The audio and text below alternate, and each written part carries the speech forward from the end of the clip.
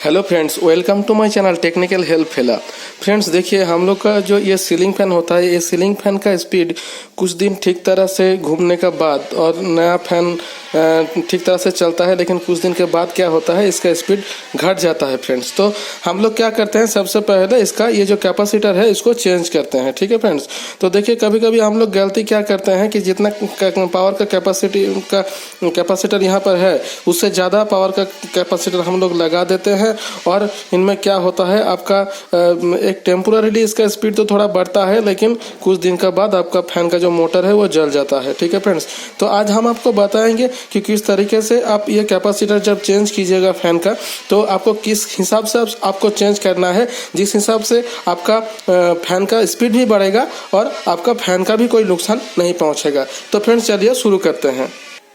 तो फ्रेंड्स देखिए, ये मेरा एक हेवेल्स कंपनी का एक सीलिंग फैन है फ्रेंड्स। तो देखिए हम लोग क्या करते हैं, कभी कभी क्या होता है, हम लोग का जब स्पीड कम जाता है तो हम लोग सबसे पहले कैपेसिटर को चेंज करते हैं। और इस कैपेसिटर को चेंज करते समय हम लोग कभी कभी 2.50 से मतलब 4 MFD का तक हम लोग कैपेसिटर लगा देते हैं। लेकिन इसमें क्या होता है, आपका फैन का प्रॉब्लम होता है, आपका फैन बहुत जल्दी खत्म हो जाता है फ्रेंड्स। ठीक है फ्रेंड्स, तो देखिए हम लोग का जो फैन का जो स्पीड घटता है, इसका 3 रीजन होता है। पहला रीजन होता है आपका वोल्टेज का, दूसरा रीजन होता है आपका फैन का अंदर अगर कॉइल कहीं पर जाम हो गया हो तो ये वाला एक रीजन होता है, और तीसरा रीजन होता है ये कैपेसिटर का। ठीक है फ्रेंड्स, तो हालांकि ज्यादा से ज्यादा केस में ये कैपेसिटर का प्रॉब्लम होता है। तो देखिए हम ये एक वीडियो डाले हैं कि किस तरीके से आप ये तीनों प्रॉब्लम डिटेक्ट कीजिएगा, उसको सॉल्व कीजिएगा। लेकिन इसमें हम सिर्फ कैपेसिटर को चेंज करने बारे में हम आपको जानकारी देंगे फ्रेंड्स। तो देखिए आपको सबसे पहले करना क्या है, आप देखिए आपको वोल्टेज जो है उसको चेक करना है। ठीक है फ्रेंड्स, अगर आपका घर का वोल्टेज 180, 220 और 200 से ऊपर होता है तो फिर आपका जो फैन का जो कैपेसिटर है उसको चेंज करना है। सबसे पहले वोल्टेज चेक कीजिए। वोल्टेज अगर ठीक तरीके से अगर 200 के आसपास होता है तो फिर क्या करना होगा, आपको कैपेसिटर चेंज करना है। और अगर आपका फैन जाम रहेगा तो इसको फ्रीली इसको ऑफ करके मूव कीजिएगा। अगर जाम रहेगा तो इस तरीके से आप समझ पाइएगा कि आपका फैन का कोई जाम है या नहीं है। और वोल्टेज चेक करने के लिए हम आपको बताएं, अगर आपका घर के में मल्टीमीटर है तो ठीक है, अगर नहीं है तो फिर आप किसी भी स्टेबलाइजर में, किसी भी मोटर पंप का पैनल बॉक्स में जाके आप वोल्टेज चेक कर सकते हो। ठीक है फ्रेंड्स, तो आपका अगर घर का वोल्टेज ठीक है, मतलब 200 के आसपास होता है, 200 से ज्यादा या फिर 180 से 200 के अंदर रहता है, तो फिर आपको ये कैपेसिटर चेंज करना है। तो कैपेसिटर किस तरीके से चेंज कीजिएगा, देखिए किसी किसी फैन में, जैसे कि यहाँ पर देखिए 2.50 MFD का कैपेसिटर यहाँ पर लगा हुआ है। ठीक है फ्रेंड्स, आप देख सकते हो, आपको दिखा रहे हैं, ये देखिए यहाँ पर है 2.50 MFD। ठीक है, तो हम लोग को क्या करना है, किसी किसी फैन में 2.50 का रहता है। और ये देखिए ये एक कैपेसिटर है, ये भी 2.50 का है। और देखिए यहाँ पर और एक कैपेसिटर ये 2.25 का है। ठीक है फ्रेंड्स, ये देखिए ये भी एक 2.25 का है।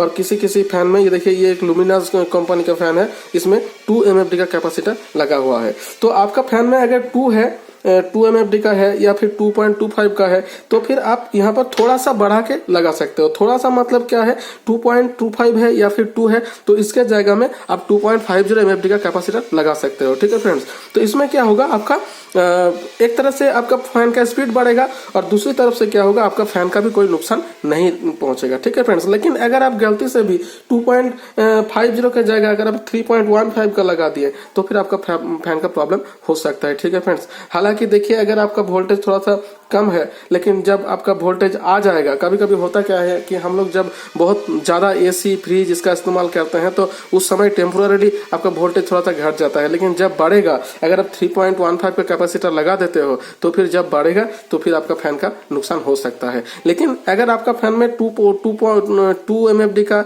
या फिर 2.25 MFD का या फिर 2.50 MFD का कैपेसिटर रहेगा तो उसमें अगर आप 2.50 कैपेसिटर लगा दीजिएगा तो एक तरीके से आपका फैन का स्पीड भी बढ़ेगा। और दूसरी तरफ से अगर आपका वोल्टेज बढ़ जाता है तो फिर आपका फैन का कोई दिक्कत नहीं रहेगा। ठीक है फ्रेंड्स, तो यही अब मेरा सलाह है कि आप मैक्सिमम ज्यादा से ज्यादा 2.50 MFD का कैपेसिटर लगाइए। ठीक है फ्रेंड्स, आप देखिए क्या होता है। दूसरा नंबर क्या होता है, कभी कभी क्या होता है, आप जिस गांव में रहते हो या फिर जिस मोहल्ला में रहते हो वहां पर क्या होता है, परमानेंटली आपका वोल्टेज 180 के नीचे आता हो। ठीक है फ्रेंड्स, परमानेंटली, ये आप ठीक से सुनिए कि परमानेंटली 180 के ऊपर कभी भी नहीं आता हो, तो फिर उस केस में आप क्या कर सकते हो, आप 3.15 का कैपेसिटर लगा सकते हो। लेकिन कभी भी 4 MFD का 4 MFD का कैपेसिटर मत लगाइए। कभी कभी हम लोग करते क्या है, 2 कैपेसिटर एक साथ लगा देते हैं। ठीक है फ्रेंड्स, ऐसा मत कीजिए। इसमें क्या होता है, आपका कॉइल का वो जो वाइंडिंग है वो जल सकता है। 2 कैपेसिटर मत लगाइए और 4 MFD का कैपेसिटर भी मत लगाइए। अगर आपका घर का वोल्टेज परमानेंटली 180 के नीचे आता हो तो उस केस में आप 3.15 का जो कैपेसिटर है उसको आप लगा सकते हो। ठीक है फ्रेंड्स, और अगर 3.15 का कैपेसिटर आप लगाते हो, आपको ये श्योर होना चाहिए कि कभी भी आपका घर का वोल्टेज 180 के ऊपर नहीं आता हो, तो उस केस में आप ये लगा सकते हो। लेकिन आप ऐसा लगा देते हो कि आपका कभी 200 आता हो, कभी 180 आता हो, इस केस में अगर आप 3.15 का कैपेसिटर लगा देते हो तो फिर आपका ये मोटर जल सकता है। 2 कैपेसिटर कभी भी एक साथ ना लगाइए, कहीं इसमें कि आपका वाइंडिंग का प्रॉब्लम हो सकता है फ्रेंड्स। तो इसी तरीके से आप एक तरफ वोल्टेज भी बढ़ा सकते हो, दूसरी तरफ स्पीड भी बढ़ा सकते हो, और दूसरी तरफ आप कैपेसिटर को भी ठीक तरीके से आप लगा सकते हो।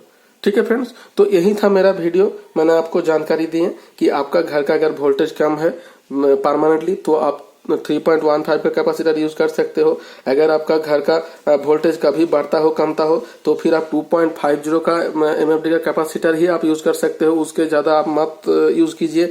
2 कैपेसिटर एक साथ कभी भी यूज मत कीजिए, और 4 MFD का कैपेसिटर कभी फैन में यूज मत कीजिए फ्रेंड्स। तो यही था मेरा वीडियो। अगर मेरा वीडियो आपको अच्छा लगा फ्रेंड्स, इन्फॉर्मेटिव लगा, आपको लगता है कि आपका काम में आएगा फ्रेंड्स, तो प्लीज मेरे चैनल को लाइक कीजिए, शेयर कीजिए, सब्सक्राइब कीजिए फ्रेंड्स।